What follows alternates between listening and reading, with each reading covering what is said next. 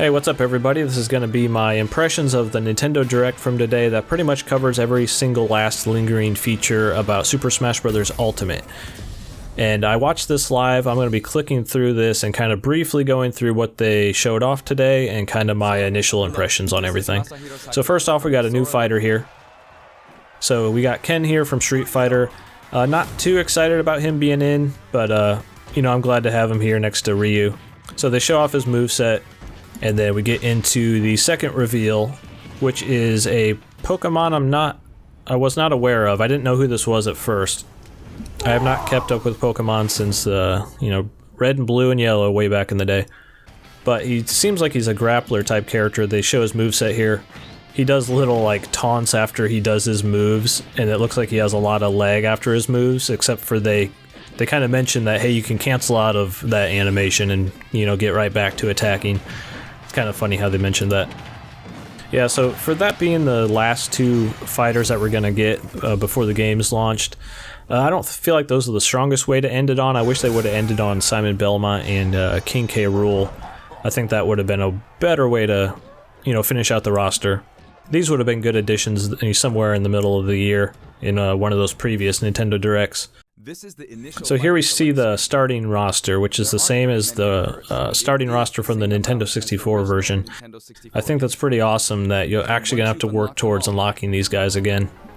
That was one of the most memorable things from the old ones for me, was just unlocking everybody. So I'm kind of glad it starts off that small. Makes it more rewarding when you actually get everybody. And now they showed off some amiibo. I'm not super into amiibo anymore, but these ones look decently nice. I like the Young Link one, that one's pretty cool. So next they kind of showed off how difficult it was to design the trophies from the old games, for how little people really looked at them and enjoyed them. So they're kind of changing it up this time around. They're going to have these spirits, which are pretty much the characters that would normally be trophies, but now they're just 2D images, but now they function kind of like the stickers from Super Smash Bros. Brawl, where they give stats to each character, and they're gonna better dive into that here. In some cases, yeah, so you can socket these on your characters, and they kind of give, you know, stat bonuses, and they touch on how you can buff them up and combine them. And then here they talk about the spirit battles themselves, which is what you're going to do to actually unlock all the spirit characters. And they look like they're kind of limited time little battles that you can do. And they have pretty cool modifiers to them. I wasn't too into this when they first started showing this, but then as it went on, they more sold me on it. Like, just the sheer variety of things they have designed in these battles is pretty cool, and I think that plays into the strengths of Super Smash Bros. Itself, with all the wacky modifiers that can go into each match that you can't really get out of any other standard fighter. So yeah, I think Spirits is going to be actually a pretty cool mode to kind of grind out and buff yourself up. I'm hoping that it's pretty hard, because if it's not hard enough, then, you know, buffing up your characters is not going to matter much. So hopefully they got the challenge right on this, because that could be kind of rewarding to grind this out, similar to like a, you know, Diablo style game, or hopefully you like really care about upgrading your character because you're trying to tackle the harder spirit battles. Yeah, they showed like there's poison modifiers and different things that you can kind of pre-plan for before going into a fight, and try to counter those things. So yeah, I'm hoping that difficulty is just spot on where you actually have to do that. That's easy just to say that you should do that, but, you know, you may not actually have to. You'd probably just go in there, throw out a few smash attacks, and maybe pull it off. So yeah, hopefully it's hard. So here they show there's a weird little mini game at the end of a Spirits battle where you have to time it just right to actually unlock it. You have to kind of blast that cannon at it. That's kind of weird. It's kind of testing your input delay on your TV a little bit, or your hertz on your monitor. Hopefully you have a fast input there, you're going to be failing that little mini game.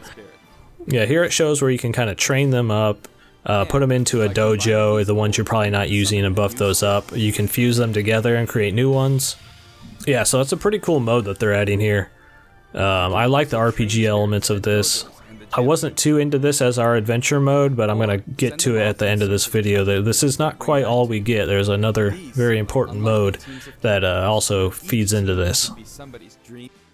So here they go into the online play, and kind of you can set your preferences, and it tries to match you according to what you like to play. If you like to play with items on, or, you know, 1v1s or teams.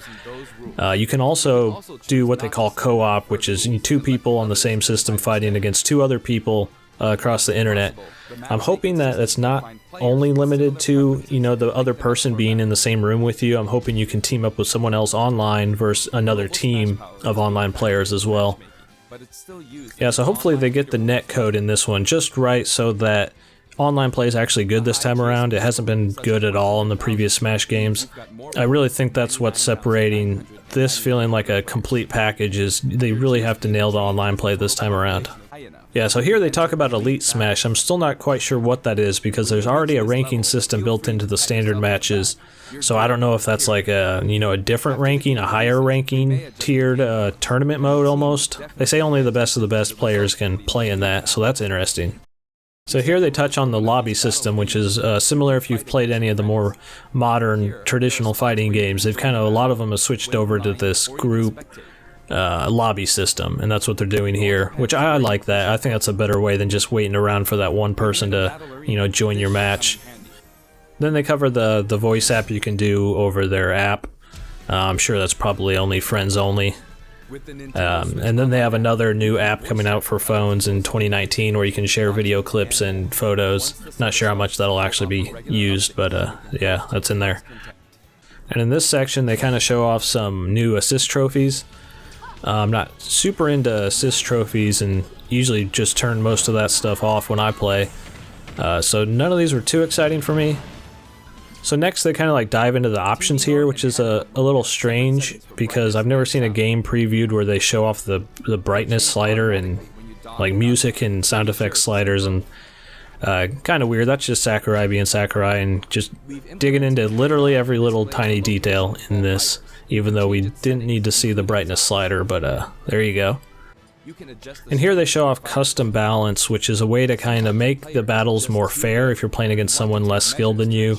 They've done something kind of like this before. They're kind of rebranding it here with being able to either buff up yourself or lower yourself according, but that might help making the game more fair across a broad range of skill levels. The Mii Fighters are back, and it doesn't look like they have custom moves. I can't quite tell here. It looks like you can still customize their appearance, but I don't think they have the Smash 4 style custom moves, which is probably good. In this section they talk about the downloadable content that's coming in the future. There's going to be kind of like a season pass kind of thing you can buy. You can also buy them piecemeal, it seems like. Looks like it's $25 for the pass to get them all, which you also get new stages, and right now they don't have any announced other than the one they're about to show here. And Sakurai even is kind of cautious on, you know, telling you, you know, only buy this if you're sure we can deliver, because we can't tell you exactly what's all here. So I like his honesty. It was a little odd to, you know, throw that in here. We get a nice little Sakurai joke here. I wonder if I'll ever get to take a break. Poor guy. By the way, so here's their first DLC character, Piranha Plant. And his moveset looks pretty finalized, but you have to remember there's all that, you know, making him work with every other feature of the game. And, you know, I'm sure there's plenty of work to do after just making his core moveset, you know, probably months of testing. So that's going to be the first one we get. Pretty weird addition, I must admit. He does look kind of fun to play.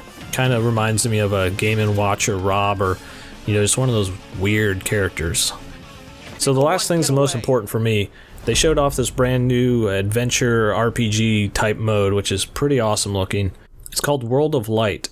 It looks like you're going to be going around on this little overworld map and doing a lot of those spirit battles that they previously touched on. It looks very similar to that. I don't know if you use the exact same spirit character that you probably use for that mode. I'm guessing you do.